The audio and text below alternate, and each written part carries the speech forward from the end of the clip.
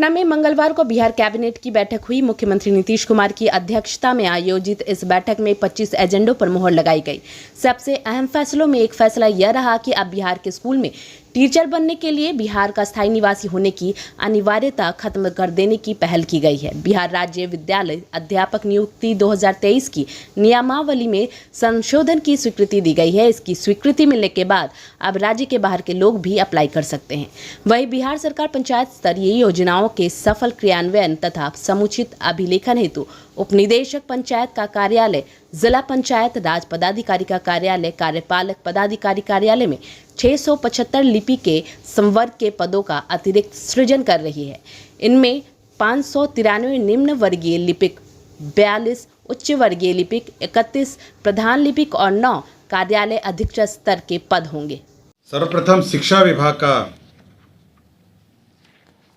प्रस्ताव पर मंत्रिपरिषद में स्वीकृति दी गई, जिसके अंतर्गत तो बिहार राज्य विद्यालय अध्यापक नियुक्ति, स्थानांतरण, अनुशासित कार्रवाई एवं सेवा शर्त संशोधन नियमावली 2023 है, जिसके अंतर्गत वर्तमान में शिक्षक बहाली की प्रक्रिया चल रही है, उसमें एक परिवर्तन किया गया है। पूर्व में जो नियमावली में प्रावधान था कि केवल बिहार के निवासी ही इसमें अपना आवेदन दे सकेंगे, उस प्रावधान को संशोधित करते हुए अब भारत के नागरिक इस के अंतर्गत अपना आवेदन दे सकेंगे। इसका मतलब बिहार छोड़ के अन्य राज्यों के भी जो अभ्यर्थी हैं, जिन्होंने पात्रता पूरी कर ली है इस नियमावली के अंतर्गत, वे इस परीक्षा में भाग ले सकेंगे। इसका मतलब यह है कि अन्य राज्यों के जो भी हमारे जो कैंडिडेट्स हैं, जो इसकी पात्रता रखते हैं, वे अब इस परीक्षा में भाग ले सकेंगे और इस राज्य में शिक्षक बन सकेंगे।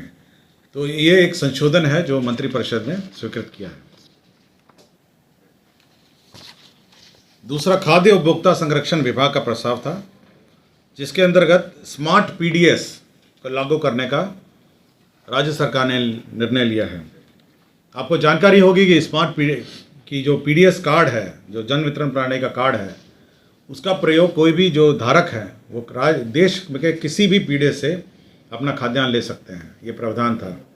तो इसी को लागू करने के लिए जो स्मार्ट पीडीएस व्यवस्था है, सॉफ्टवेयर है, और जो इसकी पूरी एंड टू एंड कंप्यूटराइजेशन है, दुकान से लेके कस्टमर तक, उसको लागू करने का निर्णय लिया है। यह केंद्र प्रायोजित योजना है और 60-40 के अंतर्गत यह इसकी फंडिंग है और राज्य सरकार को इसमें 63.07 करोड़ इसमें राज्य का राजस्व होगा। तो स्मार्ट पीडीएस लागू करने का निर्णय लिया है।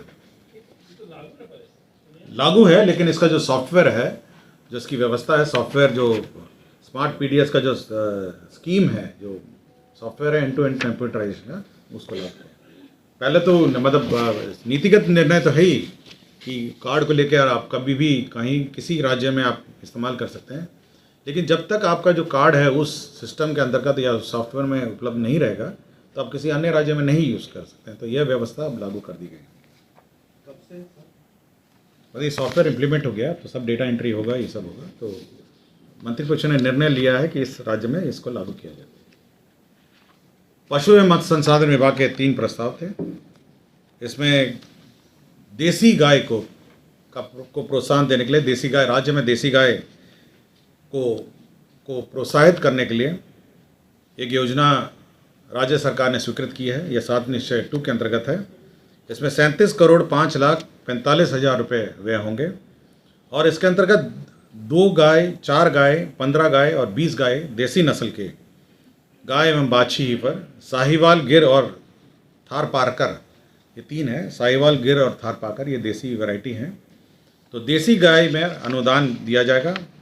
देसी गाय में जो 2 गाय है उसमें 50% अनुदान दिया जाएगा और अनुसूचित जाति, जनजाति और अति पिछड़ों को 75।